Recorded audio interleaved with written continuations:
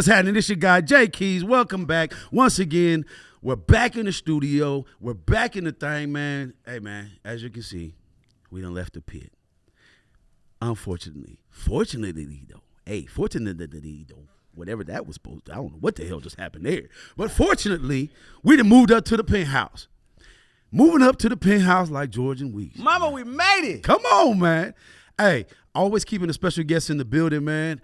I got, man, for F all the dumb, I got the funniest comedian going on right now in this city, in this region, man. And his comedic chops are unmatched. And, man, his story of triumph and overcoming is something to be rivaled, man. Like, I can see this being something that is like at least a Lifetime movie or something in the future. Like, for real. That's like no one, because I know. We've had conversations. We definitely had some absolutely. Some vulnerable moments. Absolutely. So without further ado, without hesitation or reservation, anybody that's in the building, go ahead and put your hands together for Joshua L. Stupo in the building. Not no autographs. Y'all back. Hey, hold them back there, man. Back them up. Back up. Hey, back them up. No, get her. Tell her put her titty up. Put your titty up. Sign that later. Signing on titties on. Oh no, we can't do it on camera. I had the groupies under control. Hey man, sometimes we can't do everything. Yeah, you right. There it is. Hey man. So look, man, Joshua L. Stupo, man, thank you for joining us here at Locked In with Keys, man. Man, I appreciate it, man. Quit. Don't thank me. Don't act like I didn't get here. I'm gonna tell you. I'm gonna be a thou with y'all. Yeah. How I got here, I seen Locked In with Keys on Instagram. I seen some episodes, and it was a nigga that was going halfway crazy and had me crying. Who was the nigga? The one nigga was bugging. Hey, and he talking about Jesus is my fucking bro. And that nigga was going, but he was for real, and I feel him. Because when I talk to guys, sometimes I'm like, hey, homie, listen up. You know what I'm saying? Something, that depends on how you talk to guys. Absolutely. But nevertheless, man, how I got here, I was not invited. I saw the show. I loved it. I clicked the follow button, and I was like, nigga, when I'm going to get my turn? There it is, man. And he was like, say no more. And then he was like, you can come today. Come on, man. Right now. So and this is what I love, man. I love the fact, man, what you do, okay, is comedy. Let's say at its core, what you do is comedy. You're a funny man by nature, man. So you got a lot going on. Absolutely. How's life treating you right now, man? It's beautiful, man. I can't even front. Because you just got back from Turks and Caicos. Then he just got back from Brazil and I Puerto wasn't Rico. That far, but I was somewhere where the motherfuckers thought I was somebody else. I got on the elevator. The motherfuckers like, you Dominican? Lady was like, she started talking in cursive, nigga. And I was like, hell no. She like, you Dominican? I'm like, no, me a nigga, like a motherfucker. I'm me's a nigga. You know what I'm saying? Yeah, but no, man, life is beautiful, man. Really, to be honest, I just got over the cooties, man. So I'm here. Yeah, I'm glad to be here too. I was fighting. My wife is like Dr. Quinn, medicine woman. Come on, putting it together. So shout out to the wifeys, man. Yeah, man. Yeah, God is the greatest. But yeah, I'm happy. I'm thankful, man. I'm blessed, man. For real. That's dope, I ain't man. gonna front, man. I'm just happy. Nigga, I'm happy as a motherfucker. Come on, man. Nigga, you happy? I'm happy, dog. Y'all niggas happy? Come on, man. I know y'all. It's something about it though, because like in a world we're in a world where it's hard, where things are hard, and things are difficult, and people are looking for an escape. Yeah, right. People are looking for we all are. a way to get out, and comedy is one of those ways. I'm gonna tell you something, man. Like laughter is definitely it's been scientifically proven to add years onto your life, temporarily relieve pain. You release endorphins. Yeah. Your body has endorphins. The only time you can really release those like when you lifting weights. Yeah. When you grown up, when you bumping ugly. When you bumping. And then when you laughing. So nice. It's a hormone that releases through your body, man. And it's really magical, man. I'm a magician and a doctor. Come on, man. So absolutely. Laughter is really the only way, that everybody has their moments, man, no matter what they're going through. When I'm at these comedy shows, no matter who it is, no matter what they're dealing with, in a span of 30 minutes, however long I'm on stage, or 10 minutes, or, for the show duration, 2 hours, man, people can really enjoy, that part of life, man, and just kind of just forget about what the fuck is going on outside. Man. That shit. Yeah, so, yeah, man. What made, so look, what made you just go that route, man? Like, we all know, like, the kid that's funny. We all know the kid that's that grows up and is the class clown and all that type of stuff like that. But to me personally, man, it takes a special individual when you decide to be a full-time comic. Absolutely. There has to be. It's you almost have to always have your finger on the switch. No, for sure. To be able to know when to. No, for sure. It's funny you said something about a switch. I worked in a barbershop for 10 years, so I was a barber for 10 years. You had to have a switch. You know what I mean? You had to have a switch. You know, when it's just the fellas in there, sometimes there's a dice game going on, sometimes grandma and them in there, and some church going on. So you had to have a switch. But that's really what, maybe made that easy transition, to being a stand-up comedian. So many people was like, I've always been funny. Everybody always felt like I was the funny guy at the barbecue, funny guy in class. I wouldn't say the class clown because my daddy told me don't ever let nobody call you no clown. You know what I mean? Absolutely. but nevertheless, man, I just always enjoy laughing, and I could take a joke. Nice. A lot of these motherfuckers can't take no joke, man. He was just talking about that at the barbershop. No, today, seriously, a lot of the comedians, a lot of the people you laughing at on TV can't take a joke. But nevertheless, going back to your question, man, just one day everybody believed in I should be a stand-up comedian. It was like, man, you should do comedy, and I knew it was more to it, right? Yeah. Than just cracking jokes. So one day I went home and I started writing jokes, bro. This is a true story. I started writing jokes, and sometimes when it was a full house in a barbershop, I would never be like, hey, listen to this joke. Because no matter how funny it is or how a dud it is, that shit don't work like that. You know what I mean? It ain't gonna work. Fact. So I used to just blurt them out. And if a motherfucker laughed, I kind of just make a note of it. If a motherfucker didn't laugh, I'm like, oh, that didn't work. So that's kind of, where it really started. You know what I mean? And one day I was like, let me try it, right? Let me try it. Because I was a full-time barber, 2 household income. Everybody was doing well. But barbering was taking a lot of time from my family, especially when my kids started getting active in sports on the weekends, and missing a Saturday in a barbershop like missing the Super Bowl. Come on, man. So, but anyway, one day I was like, let me try, and I called the Funny Bone. They had this competition. It was called like Classic Comedians. And they said I couldn't join because I needed to have a reference from these spots. So they was like, hey, look, you should go here, Barley's Pub. They gave me these spots to go to do open mics. Kind of to build a reference. Right. But when I got there, motherfuckers was playing harmonicas, nigga. You know what I'm saying? It was a blind. Yeah. Come on, it was man. A blind. It was a deaf nigga rapping in sign language. It was some weird shit going on. So I'm like, nigga, I can't even understand what the fuck going on right in my bracket. You know what I'm saying? So it really. And no disrespect to all the deaf motherfuckers. I tell deaf jokes. You know what I'm saying? Dirty ones too. I don't even wash my hands when I say it. Not much. I'm playing though. I got niggas cold-blooded. That shit went on a lot of these niggas' heads. Hey, it did, though. Come on. Sign language, don't wash your hand, dirty junk. You niggas crazy. but listen. Hey, listen to me.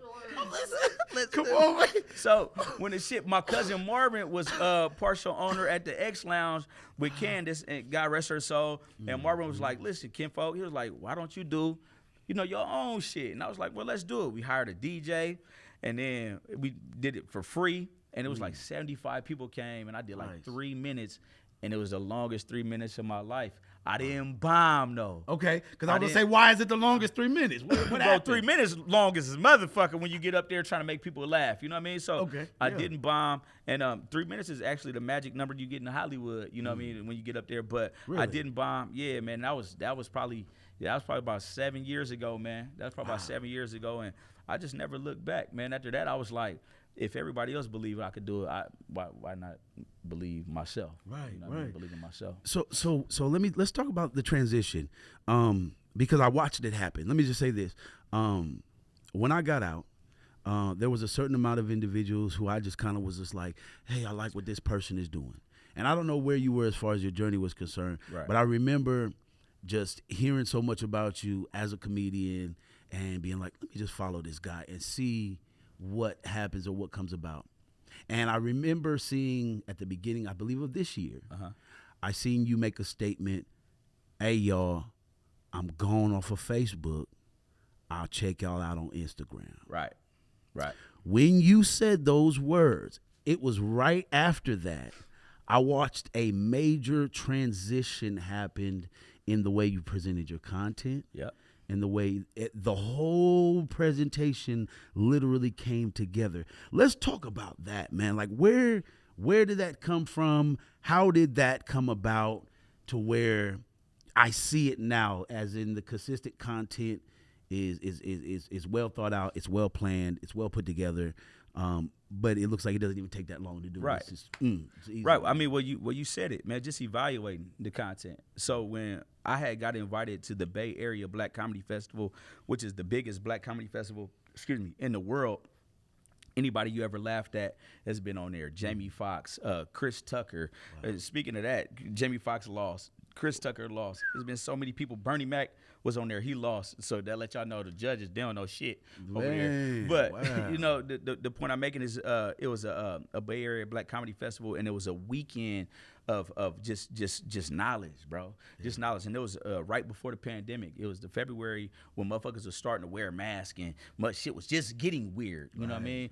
Right. And we were there, and they had a panel of judges that were old school judges like Uncle Elroy, Don D.C. Curry, Lunell, so many different panel of old school judges that were there. And then they had like new school content creator comedians that were getting paid off the internet. Right. And they were really trying to bridge the gap because a lot of the old school comedians were like, they ain't real stand-up comedians. And then a lot of the new school motherfuckers like, hold on, we getting money. Yeah, like give us credit. Give us some credibility for what we're doing. Because at the end of the day, it's all about, just the entertainment value of it. Now, not taking nothing away from the art of stand-up comedy. There's nothing that can compare to that. For sure. Period, bro. It's just impossible. Right. You know what I mean? But there was some type of argument there saying, hey, look, we hold entertainment value and we bring laughter to this realm as well. You know what I mean? So we went through these comedy doctors and all of these things, right? Wow. And nevertheless, right after that, the pandemic hit. And everybody went, nobody was booking stand-up comedians, bro. It just didn't work. Wow. It just didn't work. So I can't imagine. I don't know what different type of investment portfolios motherfuckers had going on. But as far as stand-up comedy goes, you couldn't go outside. You know how it was. And then they tried to do these virtual comedy events, and it wasn't fair to the comedians because I actually passed on several of those. You know what I mean? It just wasn't fair to us because we didn't get that crowd interaction. It just wasn't the same, right? Absolutely. So to get back to why I ran the Instagram is because so many people were getting monetized on Instagram. And my wife had created this growth strategy where it's like, hey, listen, I don't know if anybody ever closed their eyes before and threw a half-court shot and made it. You know what I'm saying? It was like, and they felt like, oh, nigga, I can hit that shot all the time. But guess what, bro? You can't. You know what I mean? You got to have a form. You got to have, your knee got to be pointed. Your legs got to be bent. Your elbow got to, right. Absolutely. So it was a technique to going viral. You know what I mean? It was a technique to going viral. And it was a technique to getting offered the bonuses on Instagram. Right now, I think they offer them to everybody, which is, I think it's great because I think if you could bring anybody to this platform and have them stay here for a certain amount of time and engage, I believe you should get paid. There it is. For that. Absolutely. Whether it's a small time or a long time, right? So I took so many courses from Ty Lopez, marketing courses. I like to know a little bit about a lot of shit, not a lot of shit about a little bit of shit. Absolutely. So we created this growth strategy, and once I said, I'm gonna go over there to Instagram, and we did format. My wife helped me format shit. I call her my wifeager, like a wife slash manager. That's, you know what I mean? Nah, hey, shout out again to the wives, man. That hold their man down, man. Real, dog. I'm a big believer. Like you got to have a partner, man. Like for real. And I've been with my wife for 19 years, dog. Nice. Congrats. Hey, big ups to that, man. That's something to clap up for real, man. We just got married about 7 months ago. Is that what the vacation was for? Not just bullshit, but nevertheless, right, man. So I just want people to know, to answer your question, like when you saw that transition over to Instagram, it was strategic, it was intentional. Absolutely. And a lot of people, y'all need to really understand that, because when my first video went viral on Instagram, it was just a total accident. And I was like, oh, it's booming now, we gonna go crazy. And it didn't, my nigga, you know what I'm saying? And then we created this growth strategy, and I stuck to it. And algorithm with the internet, bro, it's all electronically generated, bro.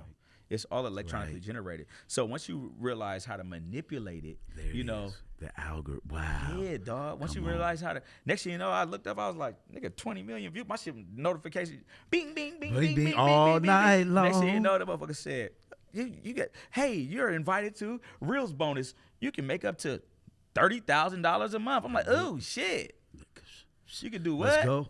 let's go. Doing this? Yeah, I'm Doing talking about this right here? seriously, bro. So like at that point, I was like, you know what? We got to really be intentional with what we're doing, you know. And then I did, you know, it was so hard to. You got guys like videographers, you got guys like Dewey, you got guys like Grexy, you got guys like Vito, and you know they're booked. They went from overlooked to overbooked, and they cost, right? So a lot of times, you know, if you out here and you don't have a budget, you know, if you don't, when I say you don't have one, I'm not saying you haven't created one. I mean, you just don't have one. Absolutely. You just like, damn, Come man, on, I you got speaking all facts. ideas and yeah. And the first thing I did, I put that motherfucking, one day I came to the door with some groceries in my hand and all my kids had left me and I was in front of the doorbell camera and I was complaining. Nice. And I was like, this really happened. I was like, maybe I should put this shit on the internet. Motherfuckers might think this is funny. You know what I mean? Right. So from that point on, man, we kind of just, you know, played in, you know, to what was going, to how we was going to do it. So, but nevertheless, man, we went over to Instagram to get the money, right? Absolutely. And then, of course, Instagram and Facebook is owned by the same motherfucker. So I also, one thing I did do, I had to start being more disciplined by just using my professional page for content, then my personal page for personal, you know what I mean? Absolutely. So you know, so because on your personal page, you only get to see, I think, 4% of your friends. 5%. Yep. I wish people would truly understand that. No, that's a real thing. But with your you know, your fan page, you know, man, I've been in countries, nigga, I can't even. There's so many syllables. I don't know how to fucking even say this shit. So next thing you know, here we are, close to 30 million views later with several different content and. You know, we booming, you know. And when that pandemic hit, bro, and I was on a 70-city tour for a lot of people who don't know. I was on a 70-city tour with Mike Epps, DC Young Fly, Lavelle Crawford, Lunel. I mean, anybody you ever laughed at. Absolutely. I was on a 70-city tour with them, and a lot of people thought it was all glory. But, bro, I paid my way to be there. I hopped on them airplanes before I didn't know what an EPK was. I didn't know. I didn't know. I didn't know that. Like I didn't know what that was, right? So like I got to a point where if I would Google like Kansas City Laugh Factory or you know whatever comedy club that was close by, and I see hey Tony Roberts is opening up, and I would Google who Tony Roberts' manager was. Yeah, okay. It so happened to be his wife, and I would send an email. Nigga, I would fake like because a lot of motherfuckers won't talk to talent. You know they only talk to management. I fake like I was. Yeah, I got this stand-up comedian that's on the rise, man, hilarious, and he's funny. Do you guys need a guest slot? Not an opener, a guest slot. Some of them would never answer. Some of them say, yeah, be here at this time, you know. Nice. It might be you just trying for the first night and they gonna see. But, bro, I did what I had to do, dog. Dog, that's, like, amazing that it's called, to me, there's an old African proverb that says, pray on your feet. Mm-hmm. That you can't just willfully want something, but it's the actions involved, man, that bring it to fruition. Man, cut it out. You know what I mean? Like the universe, God gives us everything that we already need in capacity. Absolutely. To do everything that we could think and ask for. 100%. And to hear your journey and what you are working towards, it amazes me the way that it's all intentional and set with purpose. Absolutely. It's so set with purpose because let's just keep it real, man. You may not have been here in another circumstance or a lifetime, bro. Man, I'm gonna tell you what. A lot of people don't know. You know, I was January 5th. 2008, man, 3 days before my birthday, I shot 3 times, bro. I shot 3 times in front of my wife. She was my girlfriend then. My oldest son was there. He was 5. And then my niece, she was 7. Wow.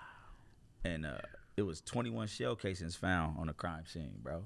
Shot the car all up, windows all busted, hit me one time in the back, ran up on me. I tried to kick him, he shot me in the bottom of the foot. He tried to shoot me in the head. I tried to grab a gun, he shot me in the hand. You know, I'm a walking blessing, bro. And miracle. Let's just keep it real. I'm a walking blessing, like, dog. I feel at this point going through something so dramatic, right, so tragic, and coming out on the other side. Like, it speaks to the whole laugh now, cry later. Hello. No, absolutely. Comedy thing, drama. Right. It speaks so much to that part, and so,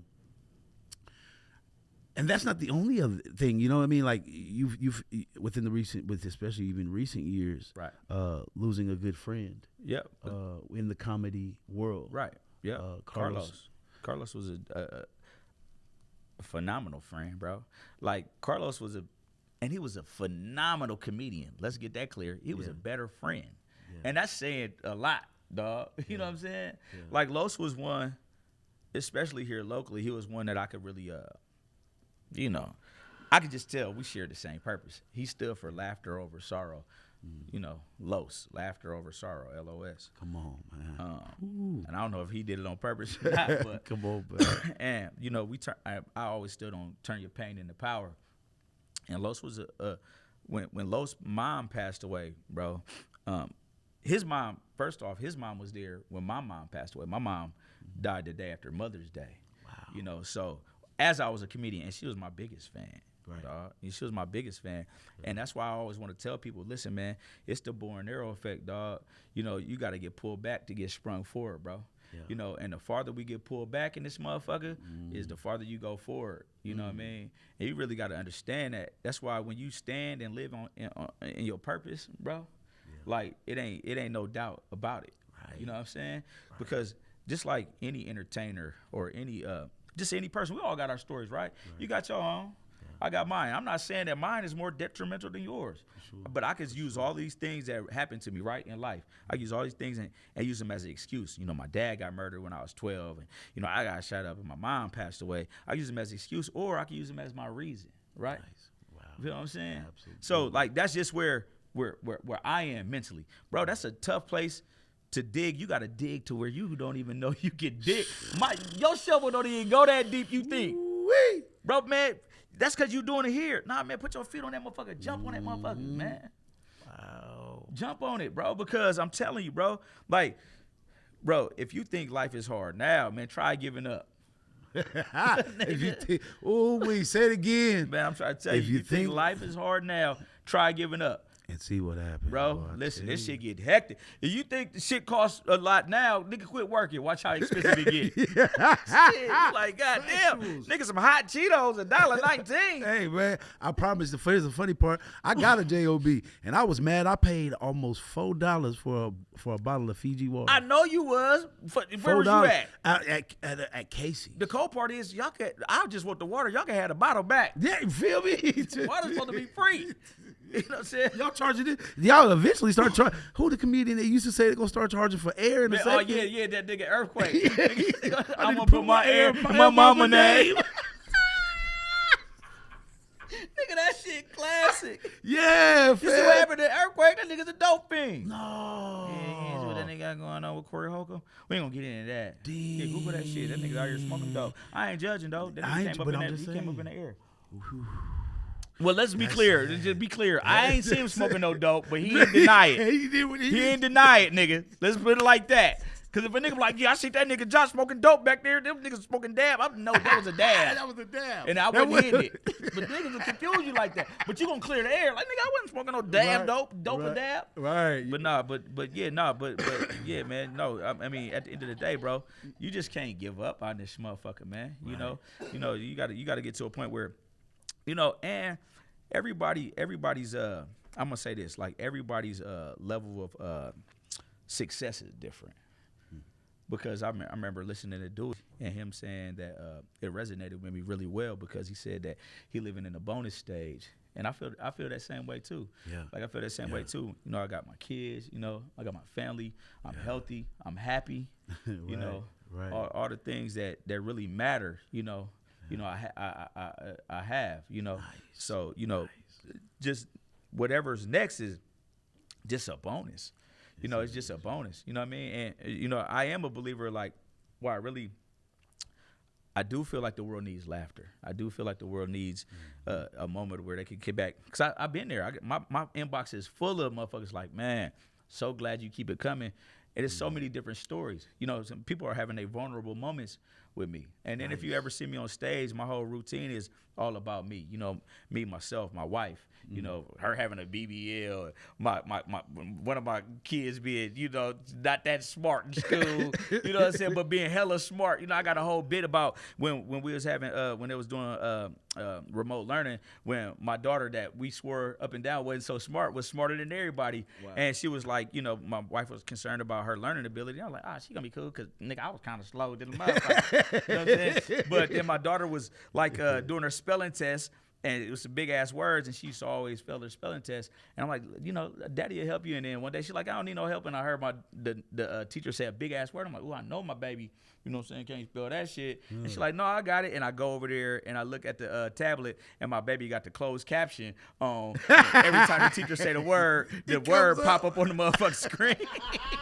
So I'm like, my baby smart as a motherfucker. She working smarter, not harder, dog. My baby working smarter, not harder. Smarter, not harder. Yeah, they said philosophy. I'm like, hold on, baby. I know I can help you. Listen, I know it start with an F. You know what I'm saying? Philosophy for sure. F.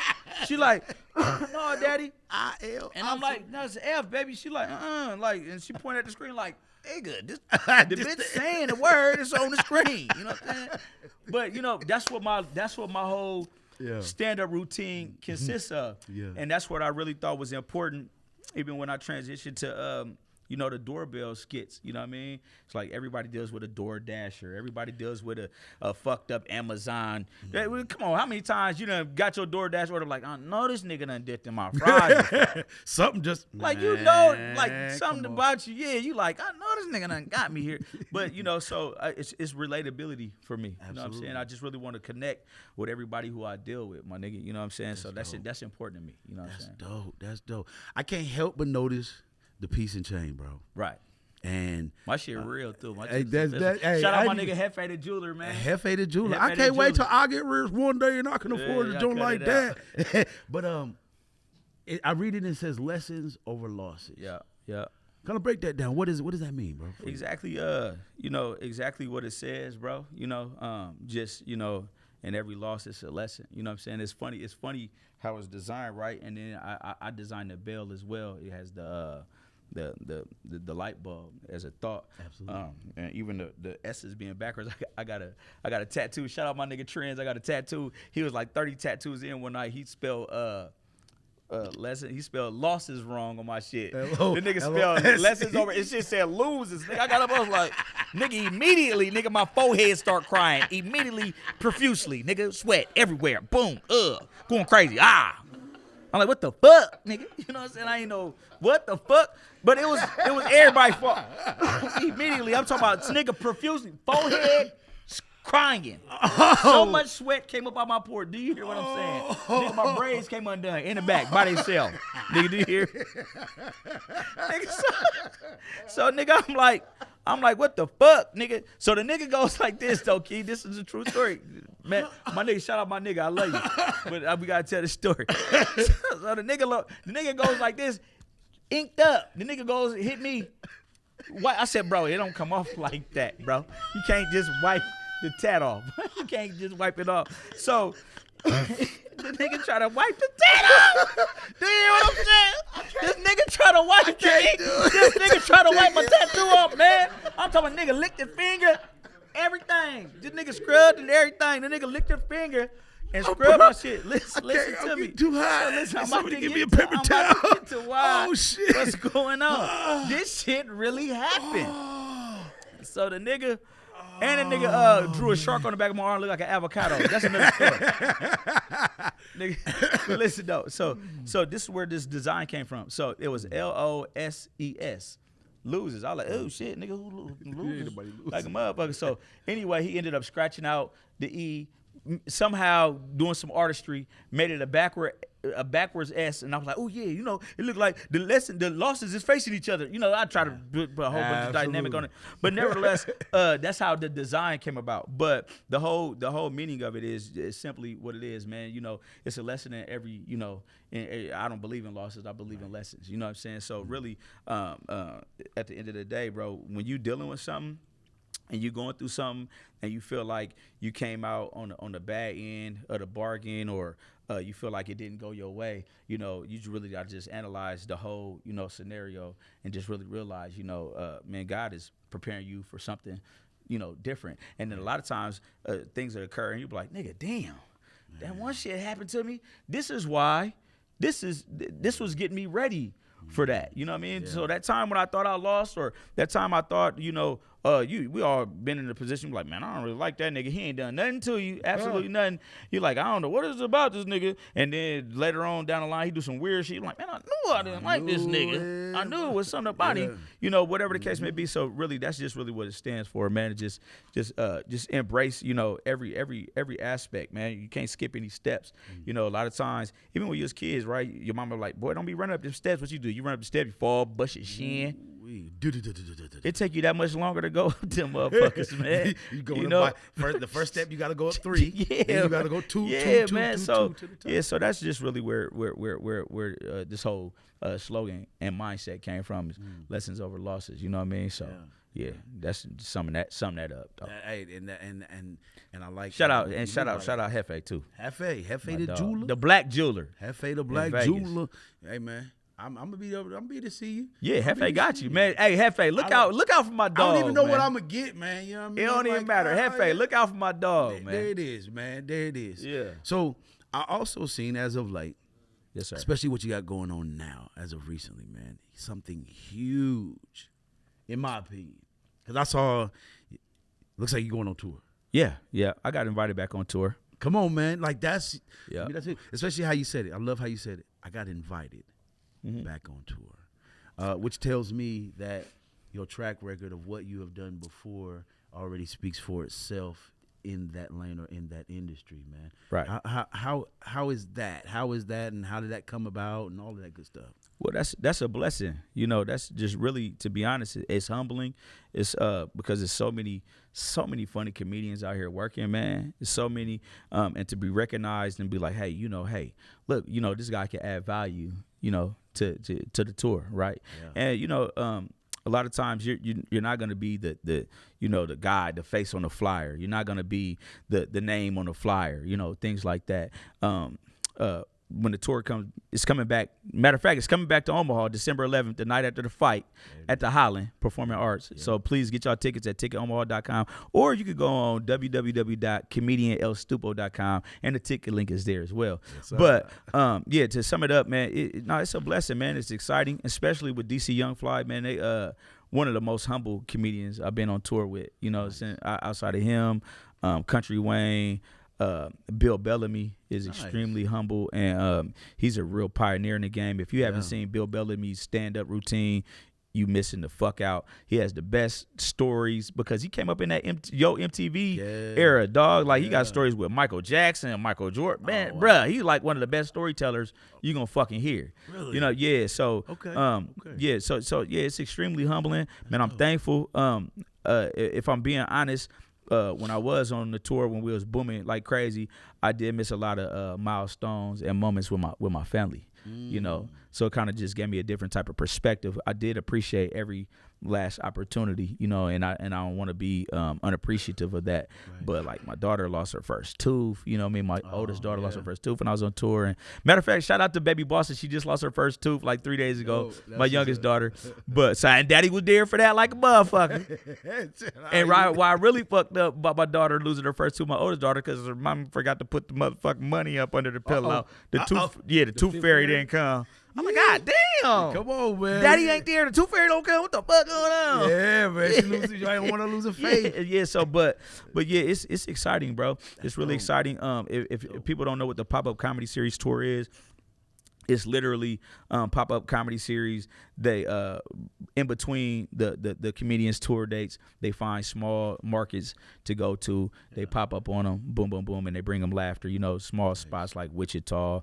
They call us small. We getting big though, Omaha, and things like that. But it's extremely exciting, extremely humbling, because I know it's a lot of funny stand-up comedians out there working hard in the motherfucker. But I did work my way into that motherfucker. It's definitely not a thing where you could pay to play. Yeah, okay. It's not one of those situations. Absolutely. You got to be. This ain't that. This ain't artists Got 500 want to open. Nah, nigga, this is comedy. You ain't. It ain't that type of party. See, I feel like you take away the excuses, and when I say that, I mean that I see a lot of comedians who may not have reached the level that you are at right now, that maybe aspire to someday reach a higher level, who spend more time complaining about not having maybe the opportunities or the what do you say to those people?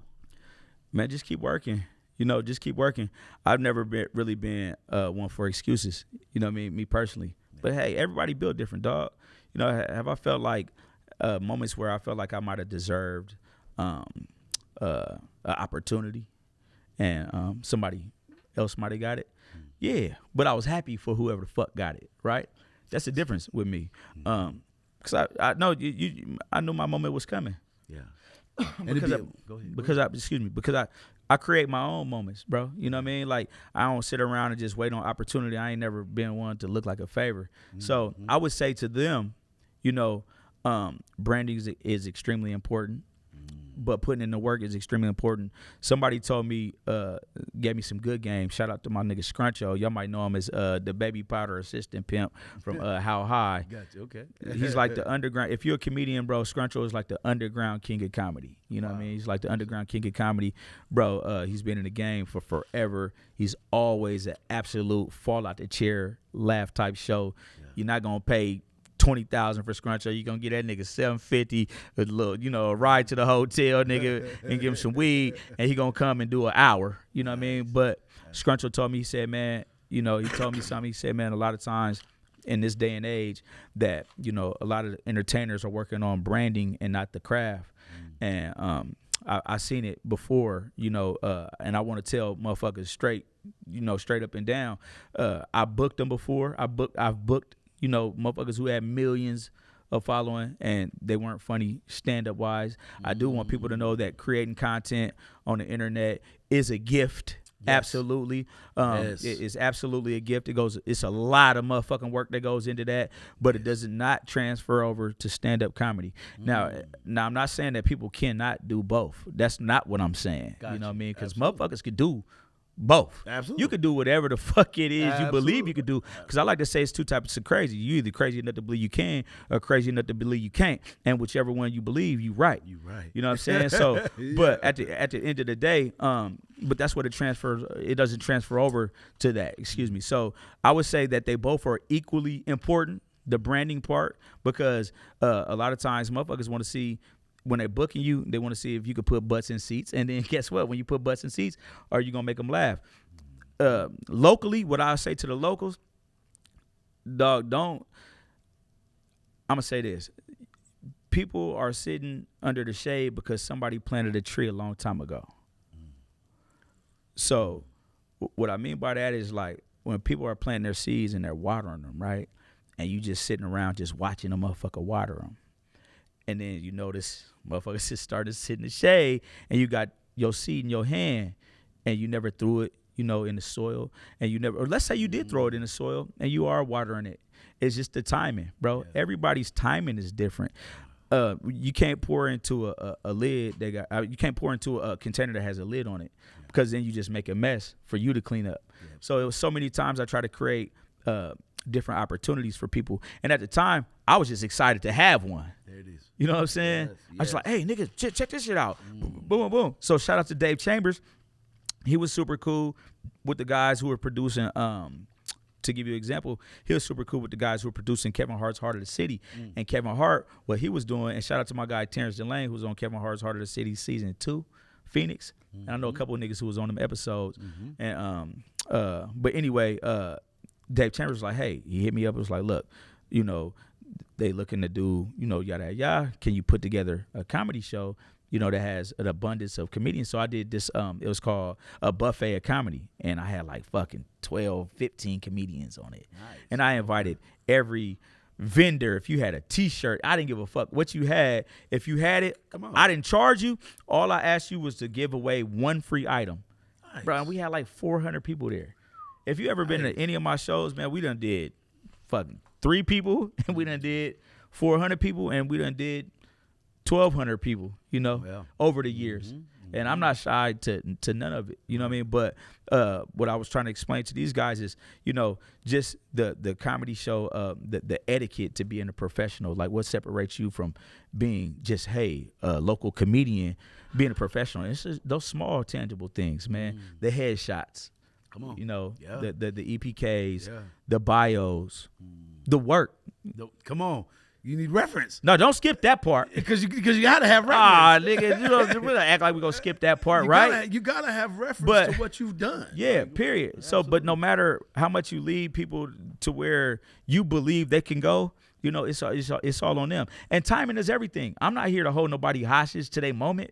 I'm like, hey, nigga, damn, nigga, what happened? Nigga, you dropped the ball. Like, you know, but it got to a point where I started, shout out David, bro, the hustle man. He told me one day, he was just like, bro, you just got to start hogging the ball. And it's not a selfish thing. Like, you just got to start. What do you say, man? You got to, hey, somebody got to put us in position to be able to pass this motherfucker around, right? That's why you got niggas like, you know, like Bud, shout out, bro. And then you got, not saying we don't got no boxers working, Steve working, nigga, he knocking shit around. Shout out Bree Parker. Yeah, Bree working. Yeah, like, so do you see what I'm saying, though? But if it wasn't for Bo Mac, Bud, Red, Bernie, the team, putting in all that work, that shit wouldn't matter. Absolutely.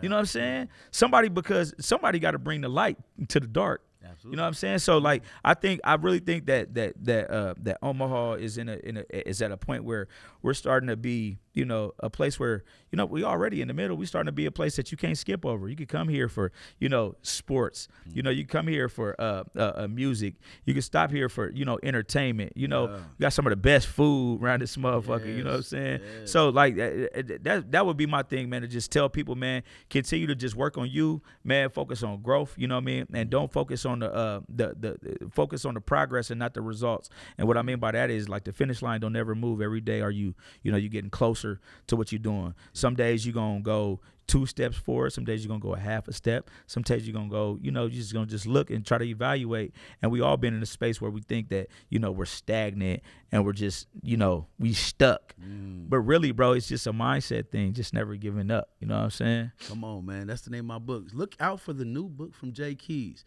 Maintaining Motivation in Music. Never give up. Come on, man. That's strong. That's the name of the book. I've actually just finished it right before Thanksgiving. Man, where it's at? Where can we find it at? It's being proofread right now. Sweet. Immediately it's being proofread right now. I want one. So right at the beginning of January, man, we're going to go ahead and drop that. And it's just my view on exactly that. How to never give up.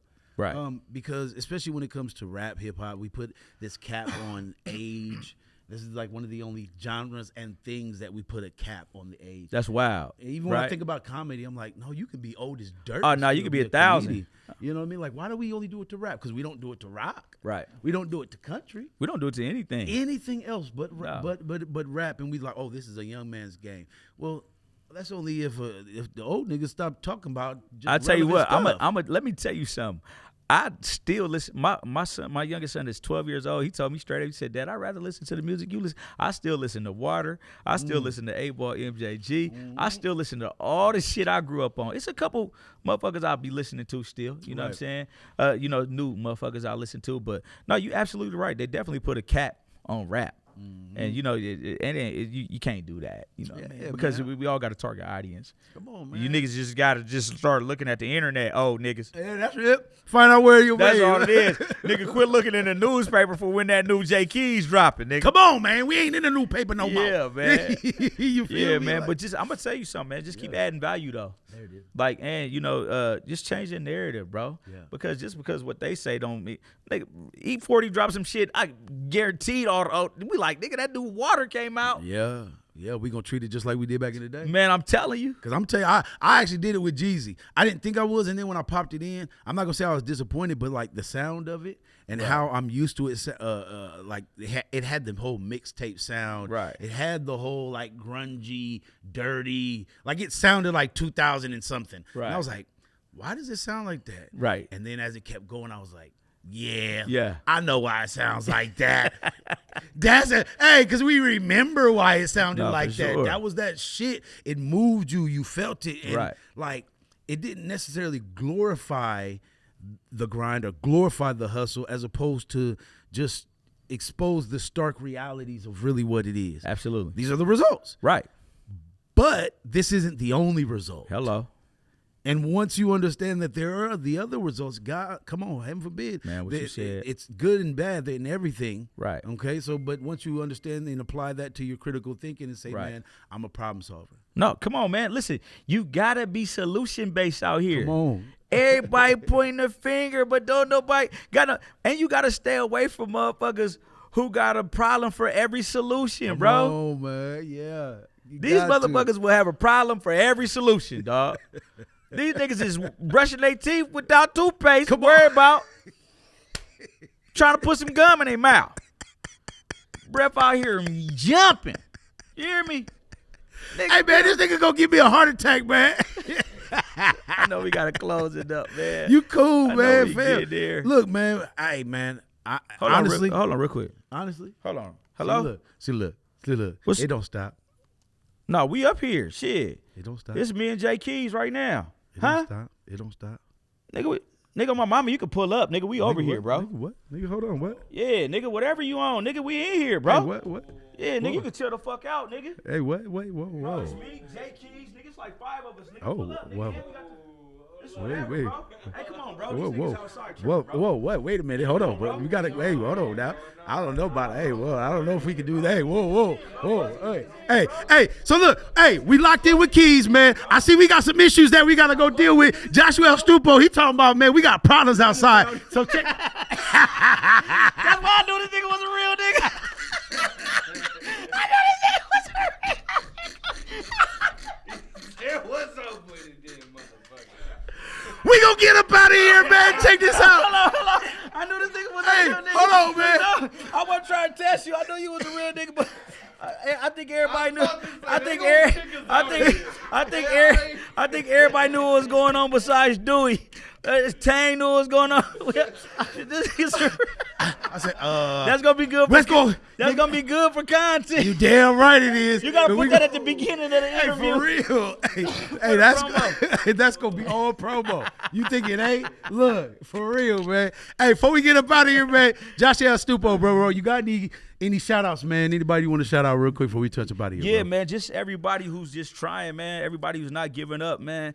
Everybody who believes in themselves, man. Of course, you know, God, man, and you know, family, man, and just love, man. Positive energy, man. Just keep going, no matter what anybody says, dog.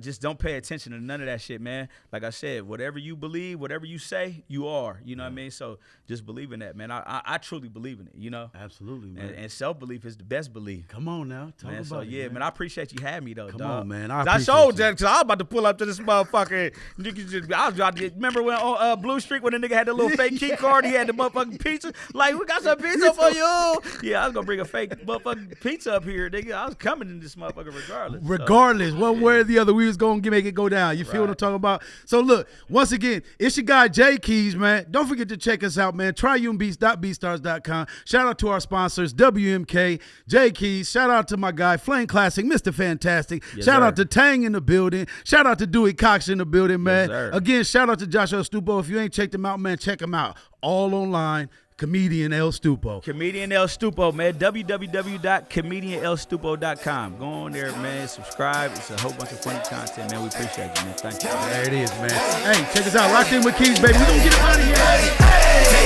here.